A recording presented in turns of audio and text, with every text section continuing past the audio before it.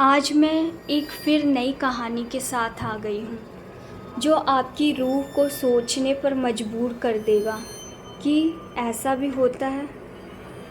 मनाली से दूर घने जंगलों के बीच एक पुराना कॉटेज था, टूटा, सूना और रहस्यमयी।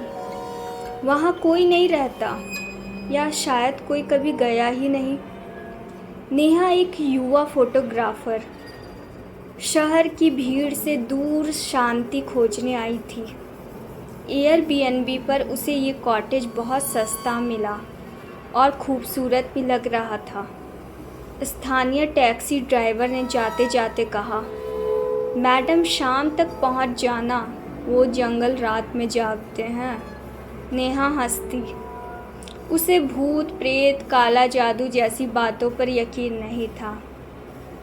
नेहा जब पहुंची तो वो उसका पहला रात था। कॉलेज के दिनों में सीखे एक पुराने लोकगीत की आवाज़ सुनाई दी, तेरा मेरा मिलन।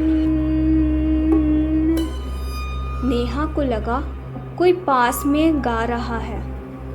कैमरा लेकर बाहर निकली। दूर जंगल में लाल रंग की कोई परछाई दिखी, जैसे कोई दुल्हन हवा में तैरती हुई। जैसे ही नेहा उसके करीब पहुंची, आवाज़ बंद हो गई। नीचे ज़मीन पर एक काले धागे से बंधा नींबू और 7 मिर्च पड़ी थी, एकदम ताज़ा। और पास ही एक मिट्टी का त्रिकोण चिन्ह जिसमें खून से कुछ लिखा था, मिलन पूर्ण हो, देह में वास हो। दूसरी रात नेहा ने एक किताब खोजी, पुराने ताले में बंद अलमारी में, काली मखमली जिल्द, बिना नाम की। उसमें थे कुछ काले जादू के मंत्र, बलि की विधियाँ और एक चित्र। एक औरत जिसे मायरा कहा गया था, जिसकी आत्मा को पति ने तंत्र साधना में बलि चढ़ा दिया था। वही दिन था जब कॉटेज में अजीब चीज़ें होने लगी। कमरे में लहसुन की गंध, कांच अपने आप चटकना और दीवार पर हर सुबह एक नया नाम, नेहा लिखा था खून से। उस रात नेहा को नींद में किसी ने झंझोड़ा। उसने आँख खोली तो खुद को जंगल में पाया। उसके सामने मायरा खड़ी थी, आधी जली देह, बाल बिखरे और हाथ में लाल चुनरी। मुझे अधूरा छोड़ दिया गया, अब मैं पूरी होऊंगी तेरे शरीर में। नेहा भागी, लेकिन पगडंडी गायब थी।